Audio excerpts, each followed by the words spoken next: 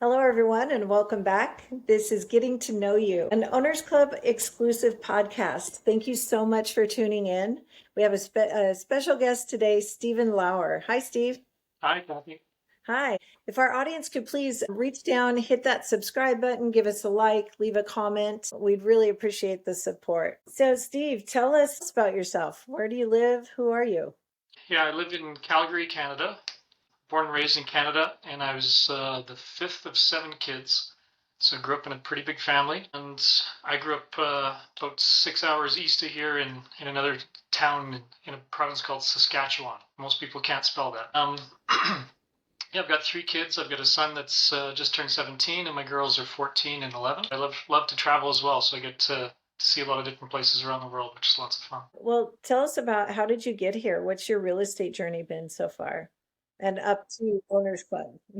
So I'll start back. My mom was in a car accident when I was about 10 or 12. And after that, she received a lump sum payout of a settlement for the car accident she was in. And her and my dad were trying to figure out what to do. My mom was a stay-at-home mom, and my dad was a geologist. He worked for a small mining company. So they took some courses, they did some things, and they actually joined up with a real estate investment company in Canada and started buying rental properties. The strategy back then was to buy long-term holds. In the province of Alberta, there was this special thing that was available back then called assuming mortgages, where you could just take over a mortgage without qualifying, very similar to a sub-2. And so my mom and dad very quickly went out and started to acquire all these rental properties. I wasn't super familiar with what was going on at the time, but we got asked to, help clean up after tenants and renovate properties and paint fences and build decks and all these different things. So I was around it a fair bit. And then at some point, my mom was always very entrepreneurial. She was the entrepreneurial one. She wanted to make sure that we had everything that we needed to get back to school. It cost a lot of money to clothe seven kids and get backpacks and all those things that we needed. So she was always trying to find some extra ways to earn some money to help us get all the back to school stuff. One of the things she did was she would buy a huge truckload of fruit from British Columbia, from another province here in Canada. And the truck would come and they'd drop off these huge cases of apples and pears and plums and all these things. She would put up signs around the neighborhood and sell the cases of fruit and make, I don't know, $3 to $5 per case. So that was the money that she would earn to put us all back through school. Anyway, she realized that eventually she wasn't going to be able to afford to help all of her kids get through school, get through university. Going through her education and learning, she decided what she was going to do is help each of the kids buy a property. She figured that way they could either, live in it while they're in school, sit out, have it as their first home. And once they're through school, they could then sell it and hopefully have enough money to pay for school or whatever the case may be. When I was 19, I'd moved to Calgary, and I was also in a small car accident in the US and had got a small settlement. I had $7,500 US.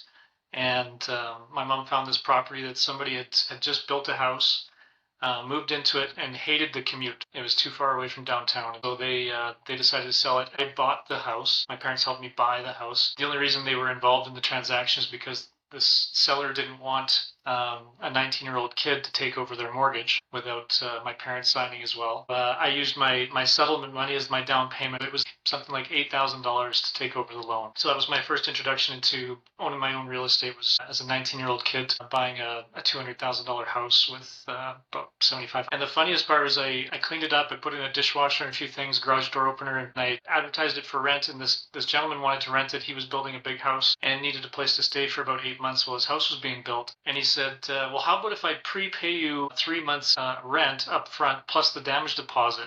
Would you give me a slight discount on the rent? And so I agreed. And he sat there with all these $50 bills, laying out all this cash, prepaying me. And so I went into the bank with about $6,000 in cash, all $50 bills. And I'd never done anything like that as a 19-year-old kid. So the bank is like, where'd you get all this cash from? We can't take all this cash from you.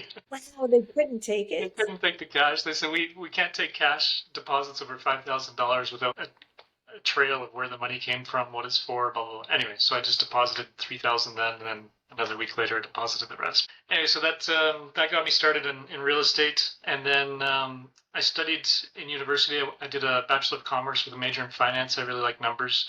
I tried engineering, but those were not my people. After I finished, I wanted to do something with real estate. I was reading real estate books. I was interested in real estate, and I finally decided to try to meld real estate with finance, and got into private mortgage lending. So I worked for a company there. We were buying and selling apartment buildings. We're essentially apartment flippers in Canada. And during my time there, we bought and sold over 750 multifamily units. And I was in charge of basically all the financing, all the due diligence, all the underwriting, all the capital raising, capital stack, structuring the financing, creative financing. So we bought a lot of things creatively, and we also sold creatively. I learned a ton when I was there. I felt very grateful for that opportunity. And then we our small business partnership we were looking to grow, and one of the partners said, and he was really risk averse, he says, no, I think now's a really good time to shrink. So I thought, well, maybe it's time for me to go off on my own. So I started my company, Lions Den Capital.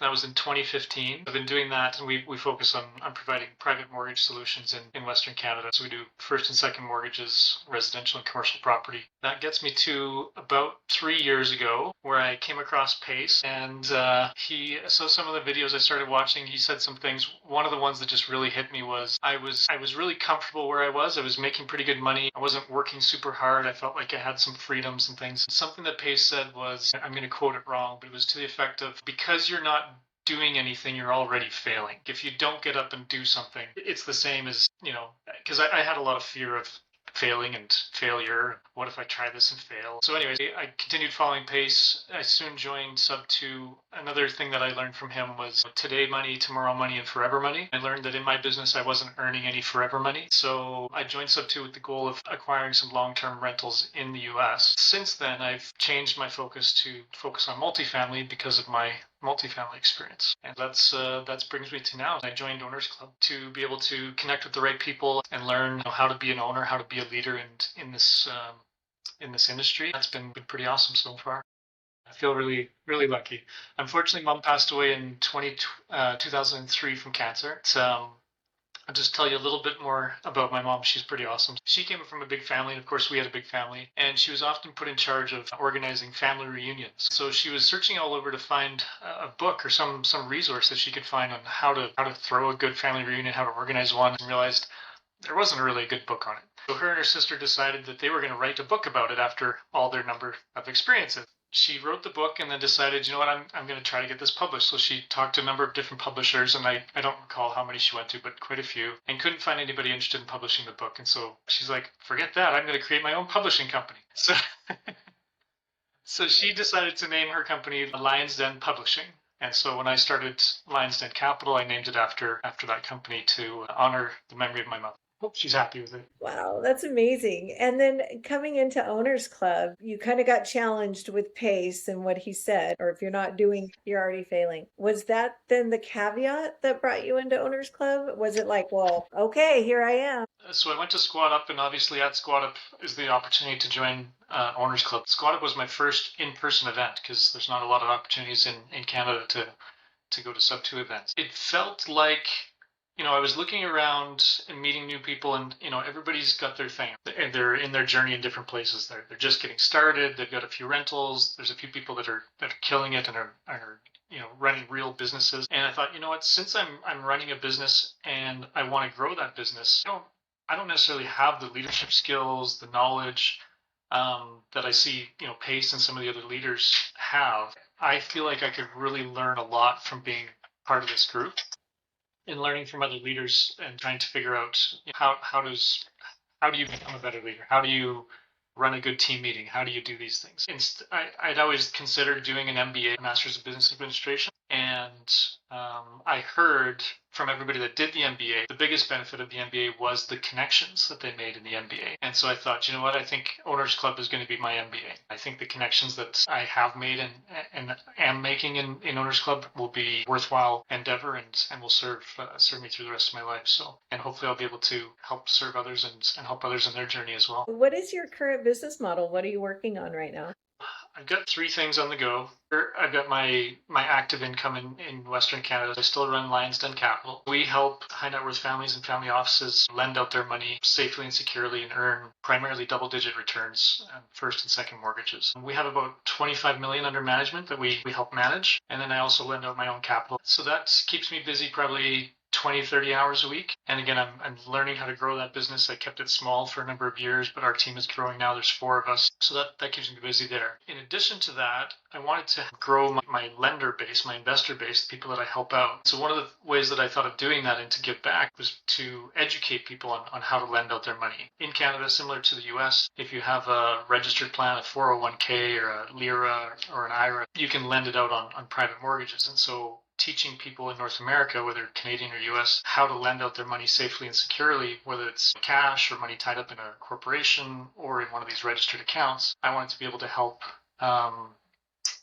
Americans, North Americans, Canadians lend out their money and earn those types of returns safely and securely. We recently started a new program called the Private Mortgage Mastery Academy, an education program to teach people how to lend out their money. We just had our first students go through for our beta course, and now working on another one coming up here in the fall. So excited about that. And then the third big thing that we're doing is started a multifamily orbit program with a number of Owners Club members. Our executive team is myself and Heidi Pleum, and then a couple other people that we've found and networked with. We've got a great team, and it's continuing to grow. And with the Orbit program, the idea is that you come in, you get to learn. People are learning how to underwrite, how to analyze a deal, how to decide is this something worth doing. We've had some really good experiences teaching and learning from other people in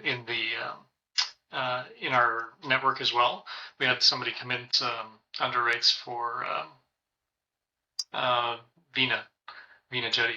Opportunity to take everybody's resources and put them together. We've got some people that are really good at agent outreach, some people that are really good at direct to seller, and so we have all these people with different skill sets now learning how to apply that into the multifamily space, and everybody's working together to get deals in. We're underwriting, I'd say, probably between 10 and 25 deals a week. We've got a number of LOIs out. We've got an offer going out on one property right now. So we're still in the process of setting up systems. We continue to grow that and change. We just moved over to go high level, and so we're learning how to get everything up and running on that. Just continuing to grow the team. Heidi's a great leader. She's run one of these teams before. She has very good systems and processes set up. Yeah, it's been really great. You mentioned before that you also loan your own private capital. Mm-hmm. Do you have any lending parameters that you can speak to? If someone's watching this interview and they're like, gosh, I really need money for a fix and flip or a foreclosure, whatever, what is your parameter for lending your own money? Currently, I don't do any lending in the U.S., so most of your watchers, I'm sure, are in the U.S., but if they're looking for private capital, and capital works a little bit different in Canada than it does in the U.S., so I'll speak to what I know about your listeners and people that are looking for capital. Whenever I look at a deal, either on the borrower side or on the lender side, the goal, of course, is to always reduce the risk as much as possible. When you can reduce the risk for the lender, you're going to get a cheaper loan. You can do that in a number of different ways. One of the really simple ways is if you're buying a property for $100,000, you would put down a large down payment. Put down, say, 25, 35, 50%. So if you're only borrowing $50,000 on a $100,000 asset at 50% loan to value, suddenly the risk for the lender goes down substantially, and so your cost of borrowing goes down substantially. That same concept applies no matter what the deal looks like.